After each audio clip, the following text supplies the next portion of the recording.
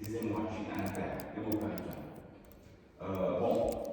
Presque tout le monde en 6 ans à l'écho prévu avec un sang macro-convexe, fréquence bas, 2,5, 3 MHz, c'est bon.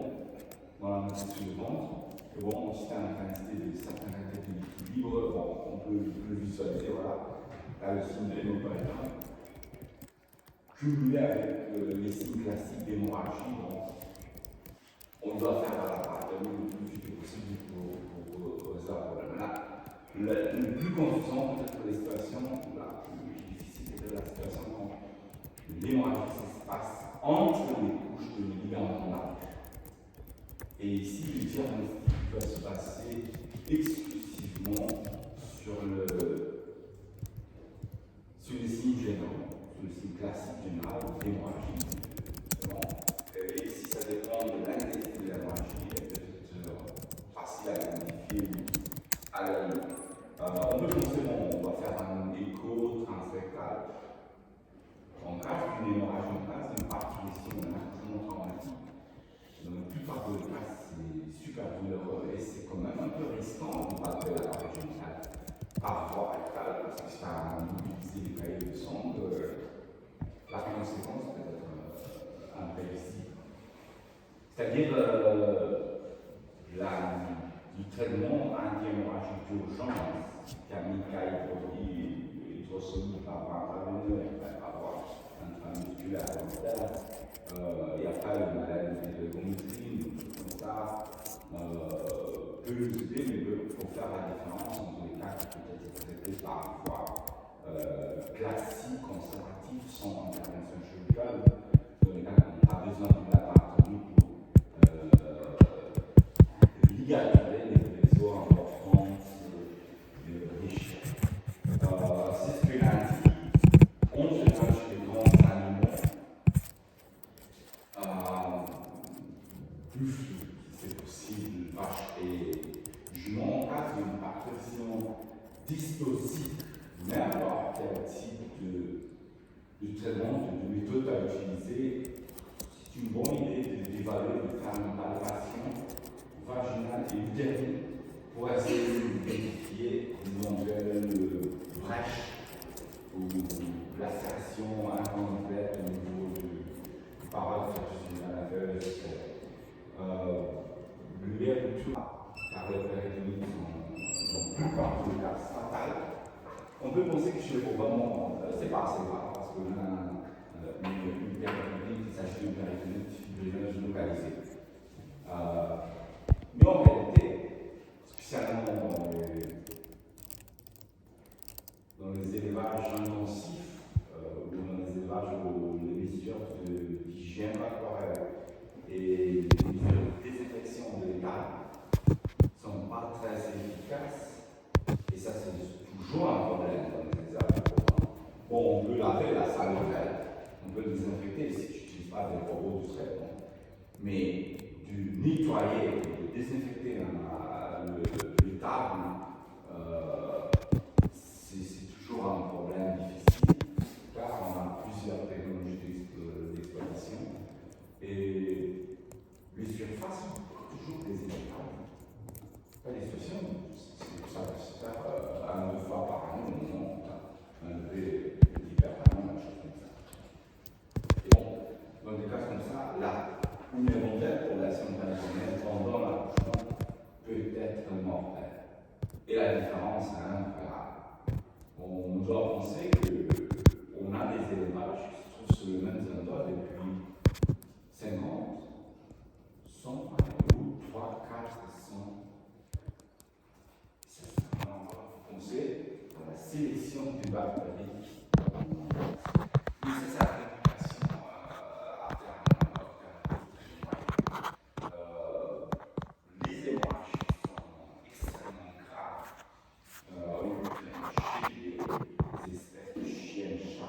Et chez les juments, en cas de césarienne, chien-chat, à cause de l'incision, mais ce n'est pas le plus grave problème. Le plus grave problème, c'est le détachement des membranes. Et en cas de coagulation, n'importe quel type sera toujours possible. J'ai perdu quelques cas, je ne sais pas, j'ai 2, 3 cas, 2, 3. Bon, j'ai fait, je pense, plus de 5 ou 6 années, je ne sais pas. Mais à la fin, c'est du ancien, c'est pas. Je vis en intoxication, habituellement, supprimée, c'est toujours un problème. Et après, bien sûr, les coagulations, c'est différent, maladie ou génétique. Chez les gens, césarienne, on sait qu'entre les deux couches musculaires, on a un processus vasculaire très riche, très bien représenté, un de puissance d'implication, en cas de césarienne chez les juments, c'est l'émorragie de la pénis. Et la troisième, c'est la source de la mise. Bon, oui, ici, ça dépend de la qualité de l'acte chirurgical. L'ordre de la c'est le trois principes. On peut penser, à mon avis, c'est une technopathie. C'est quoi une technopathie? C'est une maladie provoquée par un défaut, par une erreur d'exploitation. Le terme a été utilisé pour la première fois en France par un sémiologue. Je sais plus son nom, comment ça veut dire. Je pense que pendant l'année 52, je ne suis pas très sûr. 52, c'est considéré sur quelque chose comme ça. L'idée, c'est qu'on sait que chez les trucs, on a tendance, ça dépend de. En général, on a la tendance de limiter notre expérience à ce qui se passe au niveau de la communauté européenne. De plus en plus, on a aussi cette habitude de loger les événements dans des caches. Du point de vue technologique, c'est la façon la plus efficace. Ça nous permet d'avoir un peu de nombre de porcelaines CG. Ça va limiter les pertes causées par l'écrasement, causées par un truc de, je sais pas, 250, 300 kg et 18 porcelaines à côté.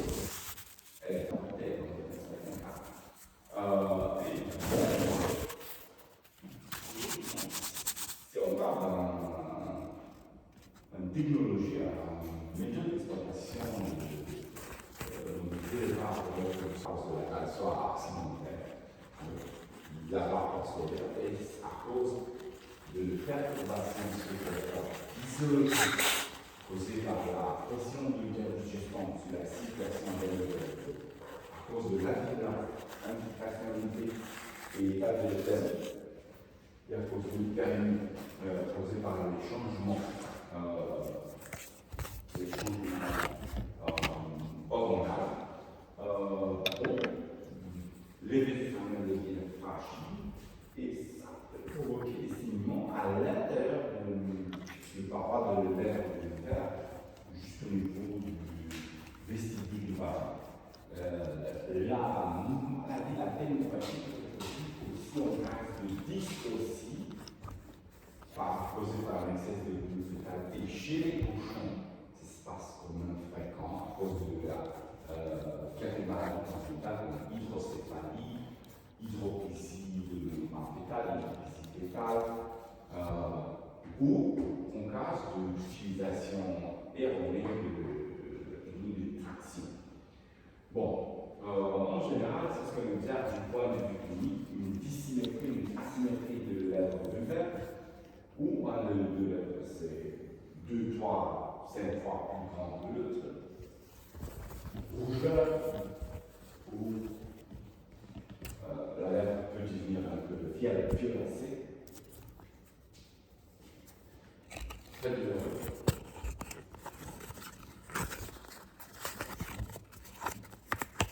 Ça demande une grande évolution, la couleur peut se changer. En fonction de la profondeur de la titulaire, il peut pousser ou pas, il peut comprimer ou pas, mais en général, ce n'est pas le cas. Et c'est très douloureux. Ça peut provoquer une inappétence, hypogalaxie.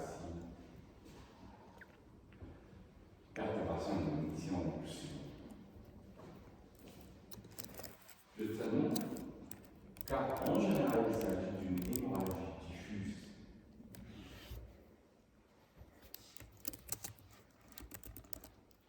Si totalement déconseillé par couvrir des ballons. L'idée, c'est de le traiter d'une manière conservative avec des anticoagulants. Thérapie froide, excuse-moi, anti-hémorragique.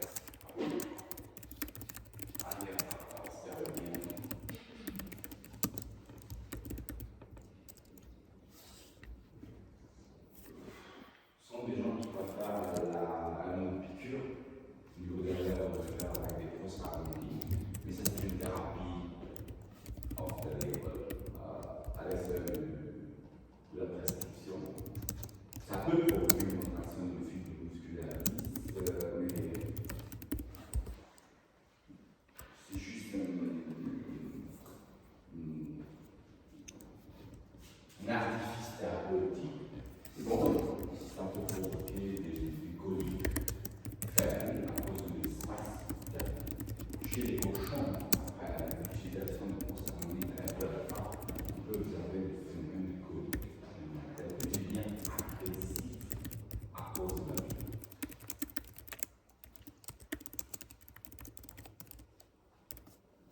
En cas de rupture végétale spontanée de parois,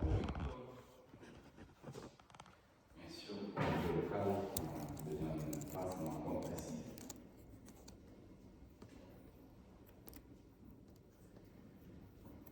Si l'artère vaginale, une branche de l'artère vaginale déchirée, bien sûr, la ligature, c'est obligatoire.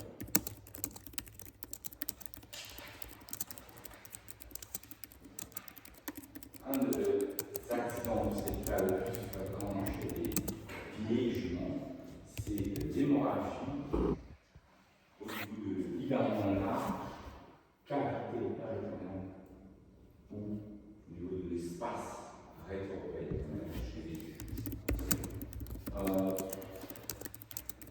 Les hémorragies causées par la rupture de l'artère utérine moyenne, l'artère utérine postérieure, ou des hématomes au niveau rétropéritonéal, c'est possible chez toutes les espèces. Mais en général, les espèces qui sont touchées sont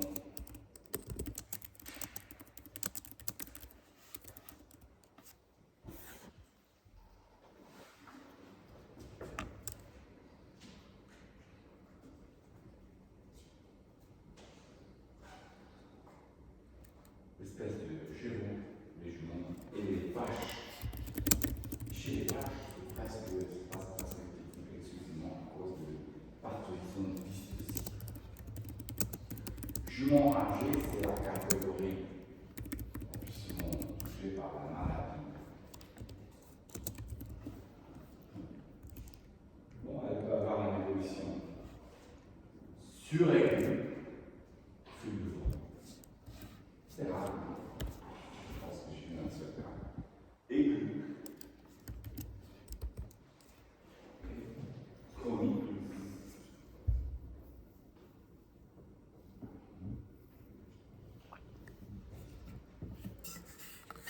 Les caractéristiques communes ou les facteurs favorisants, c'est l'âge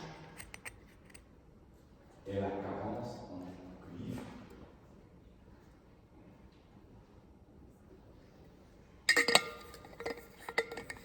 Pourquoi elle se passe en général de côté droite quand le plus souvent la gestation chez les juments s'installe du côté gauche? Mais bon, on parle d'un pourcentage peut-être d'après calculateur 52, d'après d'autres 56% de législation qui se passe du côté gauche, les autres du côté droit. À l'inverse, par rapport à ce qui se passe chez les vaches.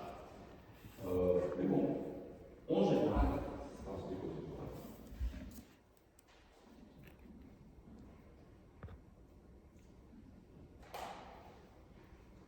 La maladie a été le tirus est quand même fréquent chez les vaches à viande et laitière immédiatement après l'explosion.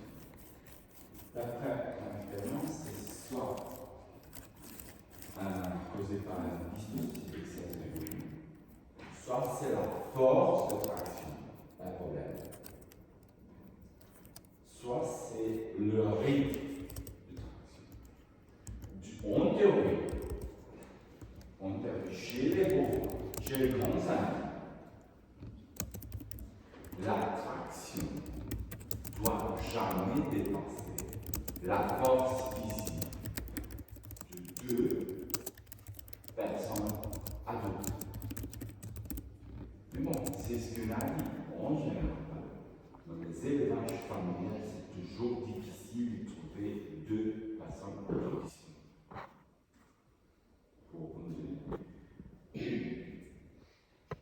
Les gens qui travaillent sur le vache à viande, ils pensent bon, on peut utiliser 3 personnes. Oui, en théorie. Mais là, c'est difficile. Pour ça, presque tout le monde utilise des veleuses. Ils sont plus ou moins forts, ça dépend de l'outil. Un autre aspect important, notre règle essentielle, c'est de tirer d'une manière synchrone, et c'est valable pour tous les espèces. C'est de tirer d'une manière synchrone, simultanée avec l'effort de l'extrusion. Il ne faut jamais tirer entre ou pendant la pause entre deux efforts. Ça peut provoquer une traction excessive au niveau de l'irrigation, ça peut provoquer une déchirure des artères de l'intérieur, de l'extérieur. Bien sûr, peut-être en fonction aussi par la taille du fœtus et la pression exercée sur le paroi latéral. L'idée, c'est un peu